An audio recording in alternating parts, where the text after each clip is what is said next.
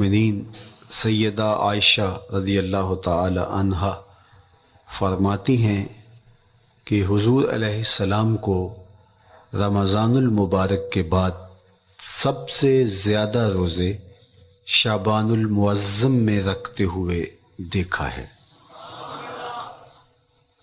ماہ شعبان میں رمضان المبارک کا شدت سے انتظار کرنا، اس کی ہمیں ترغیب دی گئی ہے، بلکہ رجب کا چاند طلوع ہوتے ہی یہ دعا مانگا کرتے تھے میرے اور آپ کے آقا و مولا کہ اللہ ہمیں شعبان تک اور پھر رمضان المبارک تک پہنچا دے۔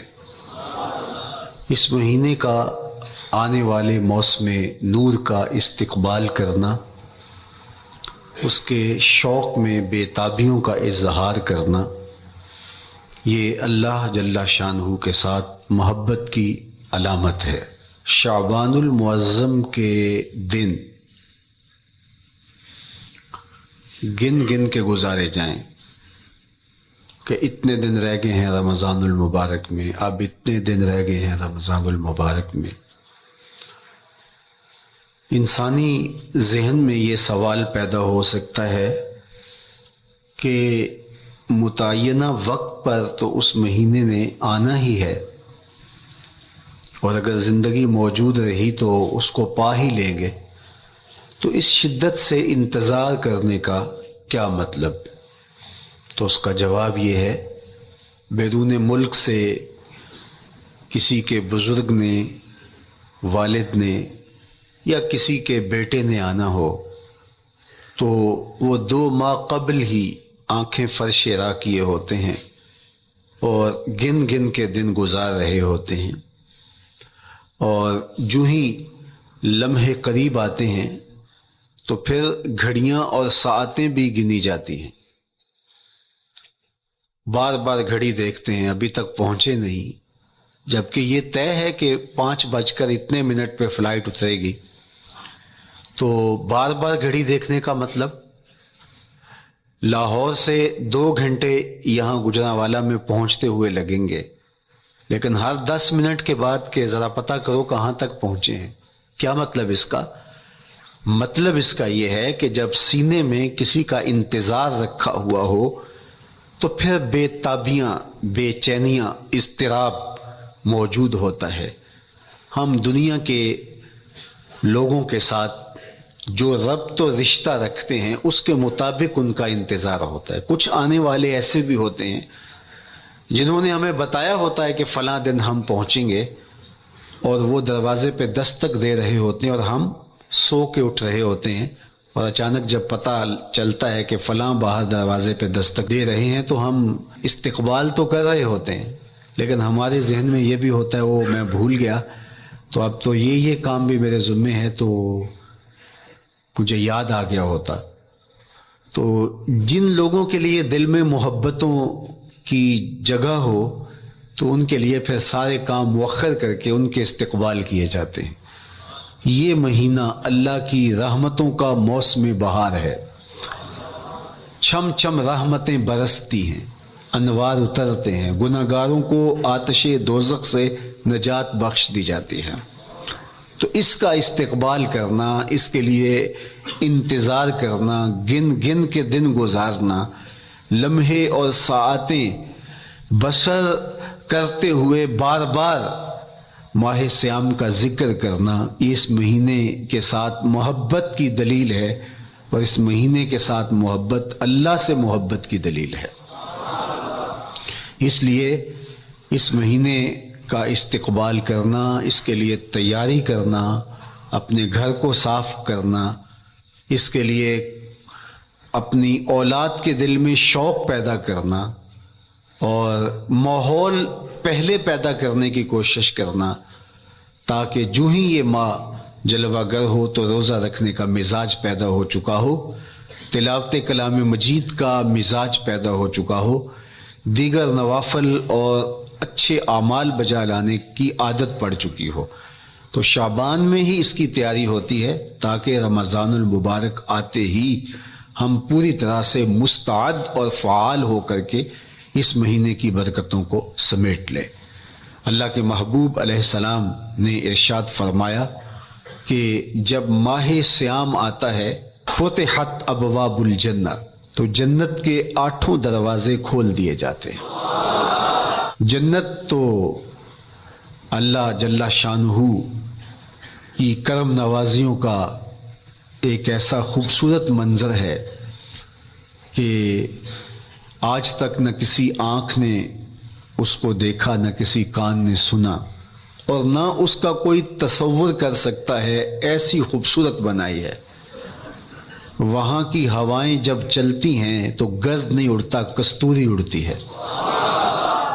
وہاں دودھ کی، شہد کی، مائع معین، کوثر، سلسبیل کی نہریں بہتی ہیں، موتی زمرد کے محلات بنے ہوئے ہیں۔ وہ خوبصورت محل اور وہ خوبصورت جنت کا ماحول، لیکن اس کے باوجود اس خوبصورت جنت کو، مرصع جنت کو، نظیف ترین بقعۂ رحمت کو 11 ماہ تک رنگ و روغن کیا جاتا ہے رمضان المبارک کے استقبال کے لیے، اور جب یہ مہینہ آتا ہے تو اس کے دروازے کھول دیے جاتے ہیں، اور جنت کے 8 دروازوں میں سے ایک دروازے کا نام باب الریان رکھا گیا ہے، جو صرف روزہ داروں کے اعزاز و تکریم کے لیے ہے۔ روزہ دار اس دروازے سے گزر کے جنت جاتے ہیں۔ تو آپ اندازہ کیجئے کہ اللہ نے اس ماہ مبارک کو کیا عزت دی ہے، کیا پروٹوکول دیا ہے، کیا تکریم بخشی ہے کہ نبیوں کا امام، امام المرسلین، خاتم الانبیاء، محبوب خدا اس مہینے کے لیے منتظر رہتے کہ یہ مہینہ آنے والا ہے، یہ مہینہ آنے والا ہے۔ حضرت سیدنا سلمان فارسی رضی اللہ تعالی عنہ فرماتے ہیں کہ شعبان کی آخری تاریخ کو حضور نے ایک خطبہ ارشاد کیا۔ بعض علماء نے کہا کہ یہ شعبان کا آخری جمعہ تھا، یا ہو سکتا ہے کہ آخری جمعہ 29 شعبان کو ہی ہو۔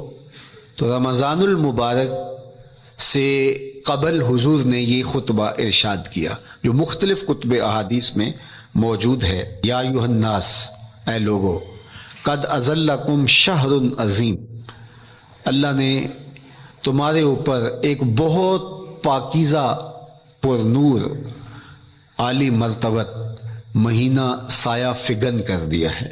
شہر فیہ لیلۃ خیر من الف شہر، اس مہینے میں ایک ایسی رات ہے جو 1000 مہینے سے بہتر ہے۔ جعل اللہ صیامہ فریدہ و قیام لیلۃ تطوع، اس مہینے کے دن کے روزے فرض قرار دیے گئے اور راتوں کا قیام نفل بنایا گیا۔ تراویح کی صورت کے اندر راتوں کے قیام کا ماحول پیدا ہوتا ہے، صلاۃ اللیل پڑھی جاتی ہے، نوافل پڑھے جاتے ہیں کثرت کے ساتھ۔ یہ اس مہینے کی شانیں ہیں، یہ اس مہینے کی رونقیں ہیں۔ اس مہینے میں اللہ تعالیٰ نے خاص کرم نوازیاں عطا کی ہیں اہل ایمان کو۔ وَمَن تَقَرَّبَ فِيهِ بِخَصْلَةٍ مِّنَ الْخَيْرِ كَانَ كَمَنْ أَدَّى فَرِيضَةً فِيمَا سَوَاهُ، ایک نفل کا ثواب ایک فرض کے برابر اس مہینے میں کر دیا جاتا ہے۔ وَمَنْ أَدَّى فَرِيضَةً كَانَ كَمَنْ أَدَّى 70 فَرِيضَةً فِيمَا سَوَاهُ، اور اگر کوئی ایک فرض ادا کرتا ہے تو اس کو 70 فرائض کا ثواب ملتا ہے۔ اس قدر نیکیوں کا اجر بڑھا دیا جاتا ہے، ان کی قیمت بڑھا دی جاتی ہے اس مہینے میں۔ اور پھر ارشاد فرمایا وَهُوَ شَهْرُ الصَّبْرِ، یہ صبر کا مہینہ ہے۔ ہونے کے باوجود بھی انسان تناول نہیں کرتا، ٹھنڈا میٹھا مشروب میسر ہے اور زبان کانٹا بن گئی، حلق خشک ہو گیا، لیکن اس کے باوجود بھی ایک گھونٹ حلق سے نیچے اتارنے کا روادار نہیں ہوتا۔ وضو کرتے بھی احتیاط کرتا ہے، کوئی قطرہ آب حلق سے نیچے نہ ٹپک جائے۔ تو یہ صبر سکھاتا ہے، جب ہو بھی تو انسان اس سے گریز کرے، تو جب ہوگا نہیں تو پھر انسان صبر کا عادی بن جاتا ہے، تو یہ صبر کی عادت ڈالتا ہے۔ یہ شہر الصبر ہے۔ پھر فرمایا وَالصَّبْرُ ثَوَابُهُ الجنہ، اور سنو صبر کا ثواب جنت ہے. جو شخص صابر ہوتا ہے اس کا صلہ جنت کی صورت میں عطا کیا جائے گا. وشہر المواسات، اور یہ ہمدردی کا مہینہ ہے، باہمی پیار کا مہینہ ہے، الفتیں بانٹنے کا مہینہ ہے، نرم دلی کا مہینہ ہے، ایک دوسرے کے احساس کا مہینہ ہے. جب کوئی شخص بھوک اور پیاس کاٹتا ہے تو اس کو پھر محسوس ہوتا ہے، بالخصوص امراء، کہ بھوک کیا بلا ہوتی ہے. اور جو نان شبینہ کو ترستے ہیں اور جنہیں کھانا میسر نہیں آتا، ان کی زندگیاں کتنی تلخ ہوتی ہیں. تو بھوک اور پیاس احساس پیدا کرتی ہے ان لوگوں کا کہ جو اللہ کی دی ہوئی نعمتوں سے محروم ہیں. تو اس لیے یہ ایک قسم کا رحم دلی کا مہینہ ہے، پیار بانٹنے کا مہینہ ہے، یہ الفتیں تقسیم کرنے کا مہینہ ہے. وَشَهْرٌ يُزَادُ فِيهِ رِزْقُ الْمُؤْمِنِ، تو یہ ایسا مبارک مہینہ ہے جس میں مومن کا رزق بڑھا دیا جاتا ہے. روزہ کھانا بچانے کے لیے یہ اخراجات کم کرنے کے لیے نہیں ہے، بلکہ اس میں آپ کا رزق اور بڑھ جاتا ہے. ایسی ایسی نعمتیں کھانے کو ان لوگوں کو بھی نصیب ہو جاتی ہیں عام دنوں میں جو ان کا مقسوم نہیں ہوتی. دسترخوان لگتے ہیں، افطاریاں ہوتی ہیں، سحری کے لمحات ہوتے ہیں. کوئی کسی کو ویسے کھانا کھلائے تو اس دسترخوان پہ کھانے کے لیے آنا اس کا اور رنگ ہوتا ہے. لیکن افطار کا دسترخوان جب بچھتا ہے اور لوگ جب اس کے اوپر آتے ہیں، امیر بھی آتے ہیں، غریب بھی آتے ہیں، تو اللہ کی دی ہوئی نعمتیں جو دسترخوان پہ پڑی ہوتی ہیں ان کو اٹھاتے ہیں، کام و دہن کی تسکین کا سامان کرتے ہیں. عزت نفس بھی مجروح نہیں ہوتی اور طرح طرح کی نعمتیں کھانا بھی دستیاب ہو جاتی ہیں. تو یہ ایک مہینہ ہے مواسات کا، اس میں رزق بڑھ جاتا ہے. غرباء تک بھی اللہ کی نعمتیں وہ پہنچتی ہیں جو عام دنوں میں ان کو میسر نہیں ہوتی. اور امراء بھی نعمتوں کا لطف لیتے ہیں، نعمتوں کا مزہ انہیں آتا ہے، اس لیے کہ بھوک کاٹنے کے بعد جب ان کو نعمت میسر آتی ہے تو پھر انہیں احساس ہوتا ہے. جو شخص ہر وقت سیراب رہتا ہے تو اس کو کیا پتا کہ شدید بھوک کے بعد کھانے کا لطف کیا ہوتا ہے. سخت پیاس کے بعد میٹھا اور ٹھنڈا مشروب جب رگوں کو تر کرتے ہوئے معدے تک پہنچتا ہے تو اس کی تراوت، اس کی ٹھنڈک، اس کی لذت، اس کا کیف و سرور، اس کی عذوبت کس طرح راحت بخشتی ہے. اسی لیے میرے اور آپ کے آقا و مولا نے ایک دوسرے مقام پہ ارشاد فرمایا، للصائم فرحتان، فرحت عند فطرہ و فرحت عند لقاء ربہ. روزے دار کے لیے دو خوشیاں ہیں. ایک خوشی اسے تب ملتی ہے جب وہ روزہ افطار کرتا ہے، وہ لمحے مسرتوں کے ہوتے ہیں، ایک روحانی احساس ہوتا ہے. اتنا لمبا دن، اتنا سخت دن، گرمی کی شدت، مالک تیرا شکر ہے لمحہ اختتام پہنچا اور یہ اتنا لمبا دن تیرے حکم کی تعمیل کرتے ہوئے بسر ہو گیا.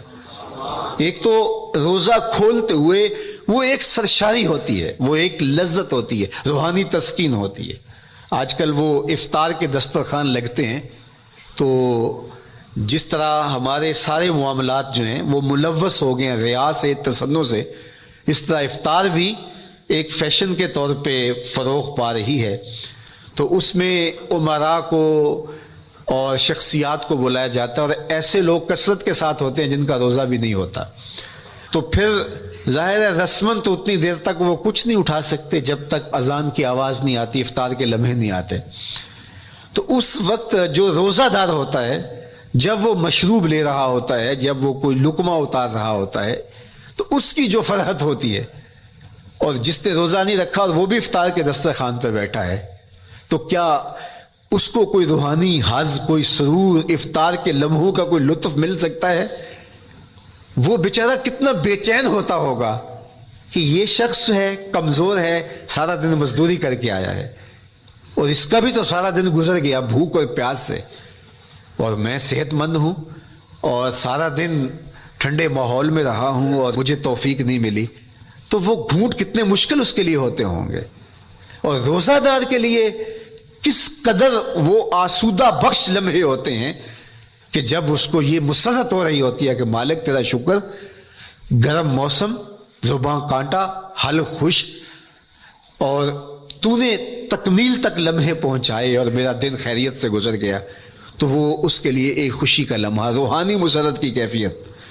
اور دوسری کہ جب وہ ٹھنڈا اور میٹھا مشروب، سارے دن کی سوکھی ہوئی زبان اور خشک حلق، اور انسان کی جو ہے وہ رگیں بھی، انتڑیاں بھی خشک ہو چکی ہوتی ہیں، تو ٹھنڈا اور میٹھا مشروب جب انسان کے معدے کی طرف بڑھ رہا ہوتا ہے، زبان بولے نہ بولے، ایک ایک رواں اللہ کی حمد بول رہا ہوتا ہے، اور تشکر انسان کے رگو ریشہ سے ادا ہو رہا ہوتا ہے، اور اس کی کیفیت، اس کی سرشاریاں، اس کی لذتیں وہ دیکھنے کی ہوتی ہیں۔ تو کہا للصائم فرحتان، روزے دار کو تو ایک فرحت اس وقت ملتی ہے عند فطر ہی، جب وہ روزہ کھولتا ہے، روحانی فرحت بھی، جسمانی فرحت بھی۔ وَفَرْحَةٌ عِنْدَ لِقَاءِ رَبِّهِ، اور دوسری فرحت اور دوسری خوشی اسے تب ملے گی جب اس روزے کے صلے میں اللہ تعالیٰ اپنے رخ انور سے پردہ اٹھا دے گا اور روزہ دار کو اپنے دیدار کی دولت عطا کرے گا، تو وہ پھر منظر دیکھنے والا ہوگا، روزہ دار کی آنکھیں ٹھنڈی ہو جائیں گی۔ اصل افطار تو وہ ہوگی نا، اللہ اکبر، اصل تو شربت دیدار ملے گا جو روح کی پیاس بجھا دے گا، جو من کی بھوک مٹا دے گا۔ تو کہا للصائم فرحتان، فرحۃ عند فطرہ وفرحۃ عند لقاء ربہ، روزہ دار کے لیے دو خوشیاں ہیں، ایک خوشی وہ ہے جب اس کے جسم کی پیاس بجھتی ہے، اور ایک خوشی تب ملے گی جب روح کی بھوک مٹے گی، جب من کی پیاس بجھے گی، اور پھر وہ سرشاریوں کے عالم میں دیکھتا ہی چلا جائے گا، اور وہ سیراب ہی نہیں ہو پائے گا کہ میں ان دو آنکھوں سے دیکھ رہا ہوں، کاش کہ لو لو دے مڈ لک لک چشمہ، ایک کھولا تے ایک کجا ہوں۔ وہ اس آرزو میں ہوگا کہ میرا رواں رواں آنکھ بن جائے اور میں اس دیدار سے فیضیاب ہوتا چلا جاؤں۔ تو وہ کیا لمحے ہوں گے، وہ کیا گھڑیاں ہوں گی، وہ کیا ساعتیں ہوں گی، کوئی لفظ نہیں ہے جن لفظوں میں ان حقیقتوں کو بیان کیا جا سکے، اس لیے کہ وہ منظر ہی وراء الورا ہوگا۔ تو روزہ دار کو فرحت ملتی ہے جب وہ روزہ کھولتا ہے، تو فرمایا وَشَهْرٌ يُزَادُ فِيهِ رِزْقُ الْمُؤْمِنِ، اس میں مومن کا رزق بڑھا دیا جاتا ہے۔ وَمَنْ فَطَّرَ فِيهِ صَائِمًا كَانَ مَغْفِرَةً لِذُنُوبِهِ، جس نے روزہ دار کا روزہ افطار کروایا، اللہ کے محبوب فرماتے ہیں کہ ایک تو خود روزہ رکھا، اور دوسری سعادت یہ ہے کہ ماہ سیام میں روزہ دار کا روزہ افطار کروایا۔ آپ شریعت بیضاء کو بنظر عمیق مطالعہ کر کے دیکھیں، ماہ سیام میں بہت زیادہ اس بات پہ زور دیا گیا ہے کہ روزہ افطار کرواؤ۔ اپنے گھر میں بیٹھ کر کے روزہ افطار کر لینا یہ بھی سعادت مندی ہے، روزہ نصیب ہو جائے، لیکن اس بات پہ بہت زور دیا گیا ہے ماہ سیام میں کہ ایک ماحول پیدا ہو، لوگوں کو افطار کروائیں تاکہ تمام لوگوں تک اللہ تعالیٰ کی نعمتیں پہنچیں، اور لوگوں تک جو ہے وہ رمضان المبارک کی برکتیں پہنچے۔ تو ارشاد فرمایا وَمَنْ فَطَّرَ فِيهِ صَائِمًا، جس نے روزے دار کا روزہ افطار کروایا، كَانَ مَغْفِرَةً لِذُنُوبِهِ، تو وہ افطار کروانا افطار کروانے والوں کے گناہوں کی بخشش کا ذریعہ بن جائے گا، یہ افطاری گناہوں کی مغفرت کا سبب بن جائے گی۔ وَإِتْقَ رَقْبَتِهِ مِنَ النَّارِ، اور آتش دوزخ سے گردن کی آزادی کا مجدہ جاں فضا بن جائے گا یہ امر کہ اس نے کسی کا روزہ افطار کروایا۔ وَقَانَ لَهُ مِثْلُ أَجْرِهِ مِنْ غَيْرِ أَنْ يَنْقُصَ مِنْ أَجْرِهِ شَيْءٌ، اور روزہ افطار کروانے والے کو روزہ رکھنے والے جتنا اجر ہی دیا جائے گا، لیکن روزہ رکھنے والے کے اجر میں بھی کوئی کمی نہیں واقع ہوگی۔ جتنا اس نے سارے دن کی بھوک اور پیاس کاٹ کر کے تکلیف اٹھا کر کے روزہ رکھا، جس نے شام کو اس کو افطار کر دیا، اتنا ہی ثواب اس کو عطا کر دیا جائے گا، اس کا اجر کم کیے بغیر۔ اللہ اکبر، یہ امت کے لیے اللہ نے کیا پیکج دیا ہے، کیا کرم نوازیاں ہیں اس امت کے لیے۔ آقا کریم نے ارشاد فرمایا ایک شخص صبح سے لے کے ظہر تک مزدوری کرتا ہے، اس کو ایک قیراط دیا جاتا ہے، اور ایک شخص ظہر سے لے کر عصر تک مزدوری کرتا ہے، اس کو بھی ایک قیراط دیا جاتا ہے، اور ایک عصر سے لے کر مغرب تک مزدوری کرتا ہے، اس کو 2 قیراط دیے جاتے ہیں۔ فرمایا پہلی مثال یہود کی ہے، دوسری مثال نصارہ کی ہے، اور تیسری مثال میری امت کی ہے۔ یہودیوں نے اور عیسائیوں نے اس پہ اعتراض کیا کہ ہمارا اجر کیوں تھوڑا ہے؟ تو میرے اور آپ کے آقا و مولا نے فرمایا تمہارا تھوڑا نہیں، ہمارا زیادہ ہے۔ آج کل اگر 1000 روپیہ مزدوری چلتی ہو مزدور کی، تو کوئی شخص صبح سے شام تک ایک شخص سے مزدوری کروائے اور 1000 روپیہ دے دے، اور دوپہر کو اڈے سے جا کے ایک مزدور اور لے آئے، شام کو اس کو بھی 1000 روپیہ دے آئے، اور ایک شخص کو عصر کے وقت لائے اس کو 2000 روپیہ دے دے، تو 1000 والا کہے کہ میرے سے زیادتی ہوئی ہے، تو اس سے زیادتی تو نہیں ہوئی، اسے تو پوری مزدوری دی گئی ہے، اب اس پہ مہربانی ہوئی ہے، اس پہ رحمت ہوئی ہے۔ تو کہا یہود اور نصارہ کی یہ مثال ہے، ایک صبح سے ظہر تک مزدوری کرے اس کو 1 قیراط، ایک ظہر سے عصر تک مزدوری کرے اس کو بھی 1 قیراط، اور تیسرا بہت تھوڑا وقت عصر سے مغرب تک مزدوری کرے اس کو 2 قیراط۔ کہا یہ امت محمدیہ علی صاحب الصلوات کو دیا گیا نور ہے۔ تو ایک شخص نے سویر سے لے کر شام تک روزہ رکھا، بھوک کاٹی، پیاس کاٹی، سخت شدت کی گرمی سہی، اور ایک شخص نے شام کے وقت اس کو روزہ افطار کروا دیا۔ اور سنو حضور علیہ الصلوۃ والسلام کا فرمان، جب حضور نے فرمایا کہ اس کو پورا اجر ملے گا پہلے کے اجر کو کم کیے بغیر، تو صحابہ کا تو دل تڑپنے لگا کہ یہ کتنی بڑی بات ہے۔ اب آپ جانتے ہیں کہ یہ زمانہ ایسی معاشی خوشحالیوں کا نہیں تھا، لوگوں کے پاس تو نان شبینہ بھی میسر نہیں ہوتا تھا، تو صحابہ نے جو سوال کیا، قالوا یا رسول اللہ صلی اللہ علیہ وسلم، انہوں نے کہا اے اللہ کے پیارے رسول صلی اللہ علیہ وسلم، لیسا کلنا یجد ما یفطر الصائم، ہم میں سے تو ہر بندہ یہ طاقت نہیں رکھتا کہ روزہ دار کو روزہ افطار کروا دے، تو یہ اتنی بڑی سعادت، تو یہ تو پھر اہل زر ہی یہ سعادت حاصل کر پاتے ہیں، ہمارے جیسے لوگ تو پھر جو مال و دولت نہیں رکھتے تو وہ تو پھر یہ سعادت نہیں حاصل کر پائیں گے۔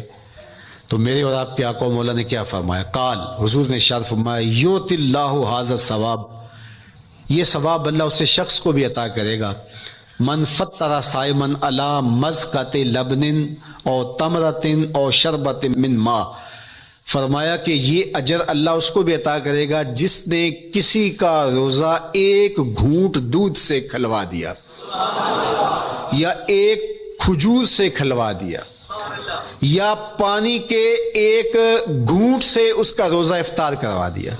لازمی نہیں ہے کہ دسترخوان سجا ہو، انواع اقسام کے کھانے پڑے ہوں، اور وہ افطاری ہی افطاری قرار پائے گی۔ جس نے کسی کو